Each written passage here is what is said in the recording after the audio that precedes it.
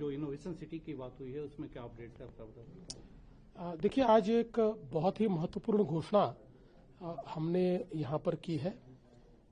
पिछले साल डावोस में जिस समय हम लोग आए थे, उस समय यहाँ की एआई और इनोवेशन इकोसिस्टम ये वहाँ उसकी थीम थी, और उसको देखने के बाद हमको ये लगा कि हमने भी एक इस प्रकार की इनोवेशन सिटी ये महाराष्ट्र में तैयार करनी चाहिए। विशेष रूप से न्यू मुंबई एयरपोर्ट के पास हमने तैयार करनी चाहिए।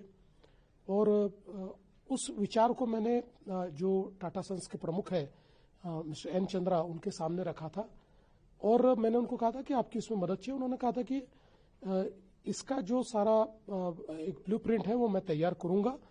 और मुझे बहुत खुशी है कि आज बराबर 1 साल के बाद हम लोगों ने इस इनोवेशन सिटी की घोषणा यहाँ डावोस में की है। करीब 400-450 अलग अलग देशों के जो इन्वेस्टर्स हैं उनको बुलाकर उनके सामने एक बहुत बड़ी अनाउंसमेंट ये हुई है। ये इनोवेशन सिटी जो है ये दुनिया की इनोवेशन इकोसिस्टम को भारत में लाएगी, मुंबई में लाएगी। हम इसको इस प्रकार से तैयार करना चाहते हैं कि दुनिया में कोई भी अगर इनोवेशन का विचार करे तो उसको प्लग एंड प्ले इस प्रकार की व्यवस्था यहाँ पर मिले।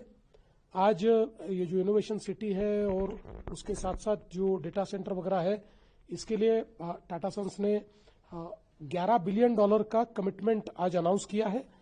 और हमारी इस अनाउंसमेंट के बाद बहुत बड़े पैमाने पर अब जो अंतर्राष्ट्रीय निवेशक है उनमें इस सिटी में आने के लिए बातचीत शुरू हुई है।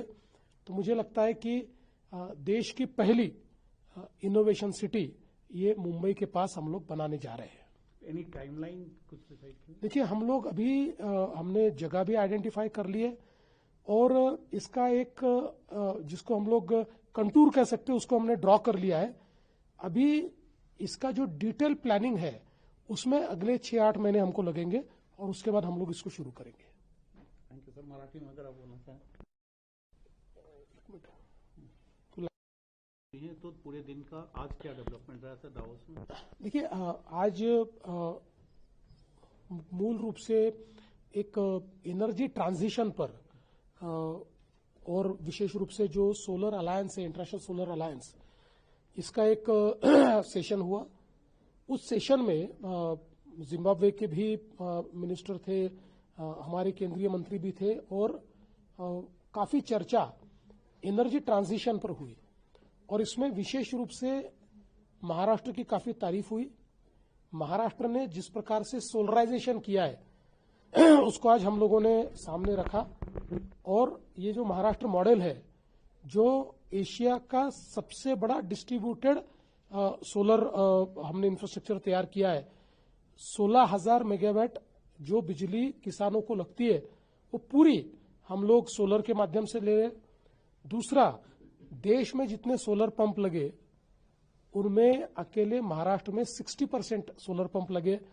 इसलिए वो भी जो प्रधानमंत्री जी की कुसुम योजना है उसमें भी महाराष्ट्र नंबर 1 पर है। और इसके साथ साथ हम लोगों ने रूफटॉप सोलर में भी 4,000 मेगावाट का काम किया है। और जिस प्रकार से रिसोर्स एडिक्वेसी प्लान हमने तैयार किया है, 2030 में महाराष्ट्र में 52% बिजली ये अपारंपरिक स्रोतों से आएगी।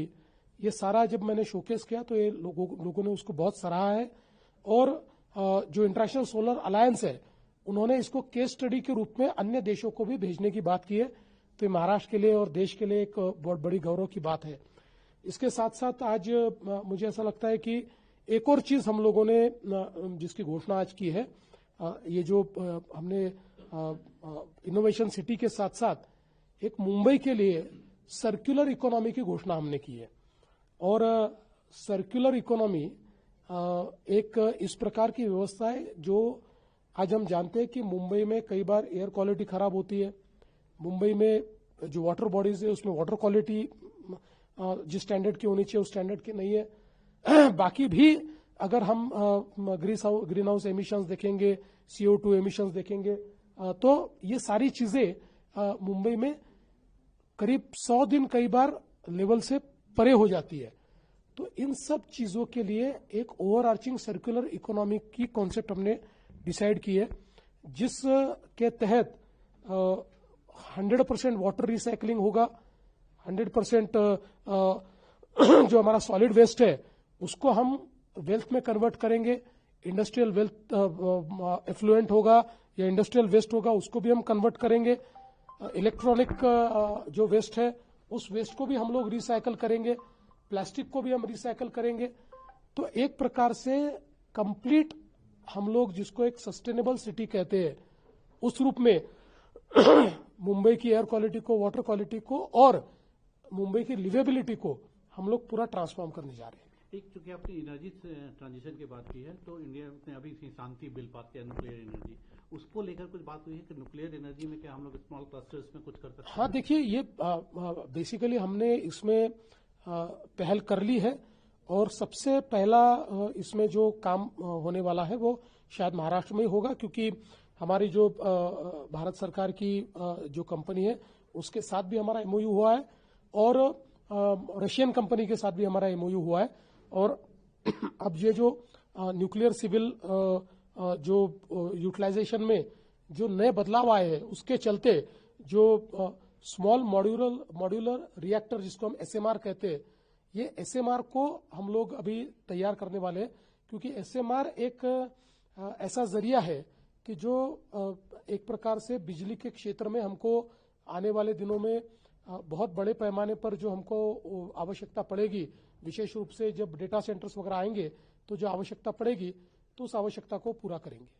और एक सर्कुलर इकोनॉमी की जो आपने बात की उसमें फंडिंग को लेकर कुछ बात हुई है, फंडिंग कैसे? देखिए इसमें सर्कुलर इकोनॉमी में महानगर पालिका, प्राइवेट सेक्टर और फाइनेंशियल इंस्टीट्यूशन सब मिलकर फंडिंग करेंगे।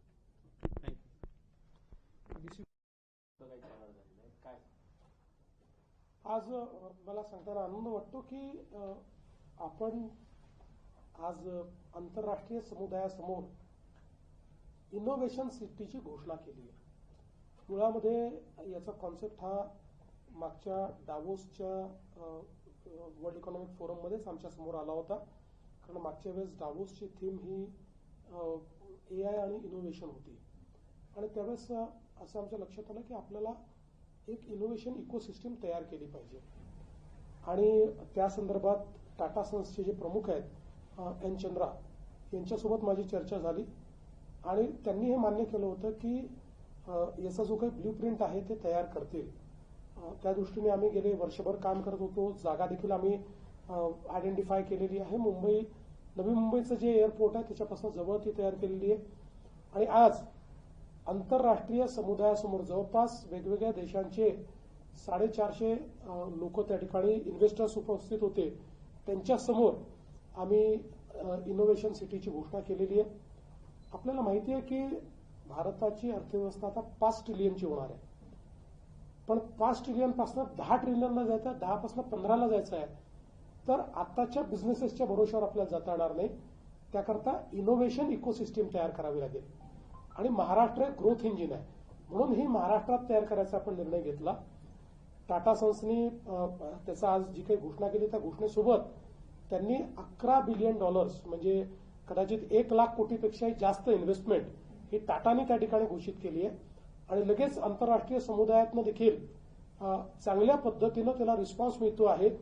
आजच अनेक इन्क्वायरीज आमच्याकडे आल्या की इनोव्हेशन सिटी कशी असेल, ते आम्हाला लोकेट करायचं असेल तर काय करता येईल। त्यामुळे मला असं वाटतं की खूप महत्वाची अशा प्रकारची घडामोड आहे। जी तिसरी मुंबई आपण तयार करतोय त्या तिसऱ्या मुंबईतली एक बिझनेस डिस्ट्रिक्ट आपण काल साईन केलं, ज्याच्यामध्ये 5 देशातनं वेगवेगळ्या 1 लाख कोटीची इन्व्हेस्टमेंट आली। आता आज ही एक नवीन आपण इनोव्हेशन सिटी या ठिकाणी घोषित केलेली आहे। त्यामुळे मला असं वाटतं की ही जी काही आपली तिसरी मुंबई आहे याला एक चांगली चालना मिळाली आहे। आज त्यासोबत एक अजून अनाउन्समेंट टाटा सन्सनी केलेली आहे, ती म्हणजे मुंबई करता सर्क्युलर इकॉनॉमीची। आपल्याला माहिती आहे की आज एअर क्वालिटी आणि वॉटर क्वालिटी या 2 अत्यंत महत्वाच्या गोष्टी आहेत। एअर क्वालिटी आणि वॉटर क्वालिटी सुधारण्याकरता solid waste, liquid waste, industrial waste, electronic waste, medical waste अशा सगळ्या गोष्टींना या सर्क्युलर इकॉनॉमीच्या माध्यमातून नवीन टेक्नॉलॉजीचा वापर करून वेस्टला वेल्थमध्ये कन्वर्ट करायचं आणि झिरो लँडफिल ठेवायचा अशा पद्धतीनं याचा कॉन्सेप्ट तयार करण्यात आलेला आहे, जो ओव्हरआर्चिंग पद्धतीनं पुढच्या काळामध्ये मुंबईला एक सस्टेनेबल शहर म्हणून या ठिकाणी तयार करण्याच्या दृष्टीने हा देखील एक अत्यंत महत्वाची गोष्ट आहे. आज त्यासोबत आम्ही अनेक करार तर केलेच, पण आज एक महत्वाचा या ठिकाणी एक पॅनल झालं, ज्या पॅनलमध्ये विशेषतः जो काही माननीय प्रधानमंत्री मोदयांनी इंटरनॅशनल सोलर अलायन्स केलेला आहे, या इंटरनॅशनल सोलर अलायन्स च्या माध्यमातून वेगवेगळ्या देशांनी काय काम केलं, तर त्यामध्ये महाराष्ट्राची स्टोरी मला प्रेझेंट करायची संधी मिळाली आणि त्यात झिम्बाब्वे असेल किंवा केंद्र सरकार असेल यांनी महाराष्ट्राचं जे मॉडेल आहे ते मॉडेल त्या ठिकाणी अप्रिशिएट केलं. ज्या प्रकारे आपण शेतकऱ्यांकरता वेगळी कंपनी तयार करून 16,000 मेगावॅट डिस्ट्रीब्युटेड पॉवर सप्लायची योजना तयार केली. दुसरीकडे आपण देशामध्ये जेवढे सोलर वॉटर पंप्स लागले शेतकऱ्यांचे, त्यात 60% एकट्या महाराष्ट्राने त्या ठिकाणी लावले. आपण त्याच्यात गिनीज बुक ऑफ वर्ल्ड रेकॉर्डमध्ये देखील गेलो कमीत कमी वेळात करण्याकरता. यासोबत रूफटॉप सोलरमध्ये आपण 4,000 मेगावॅट केलं. जे काही आपल्या ॲडिक्वसीचा आपण कॅपिटल ॲडिक्वसी प्लॅन तयार केला, त्यातनं पुढच्या काळामध्ये 2030 सालापर्यंत आपण 52% आपली जी वीज आहे ही रिन्युएबल सोर्सेसमधून येणार आहे. या सगळ्या गोष्टी आपण त्या ठिकाणी दाखवल्या आणि इंटरनॅशनल सोलर अलायन्सचे जे प्रमुख आहेत त्यांनी देखील सांगितलं की महाराष्ट्राचा जो केस स्टडी आहे हा अन्य देशांना देखील आम्ही त्या ठिकाणी देऊ. त्यामुळे मला असं वाटतं महाराष्ट्राकरता ही अत्यंत गौरवाची अशा प्रकारची बाब आहे. या व्यतिरिक्त वेगवेगळ्या क्षेत्रामध्ये आज गुंतवणुकीचे करार झाले आहेत, स्ट्रॅटेजिक करार झालेले आहेत आणि मला असं वाटतं की महाराष्ट्राकरता अतिशय चांगला दिवस होता. पण साधारण सर या सर्व करारांमधून कितीपर्यंत रोजगार निर्मिती होऊ शकते आणि कशा पद्धतीचं इन्व्हेस्टमेंट होऊ शकते? बघा, आता उद्याचा दिवस अजून आहे. उद्या ज्यावेळेस मी संपूर्ण दिवसाचं जे काही कामकाज आहे आपल्याला सांगेल, त्यावेळी आतापर्यंत झालेले एमओयूज, त्याच्यात आलेली गुंतवणूक, त्यातनं किती रोजगार निर्मिती होऊ शकते, ते कुठल्या क्षेत्रातल्या, त्या सगळ्या गोष्टी सांगेल.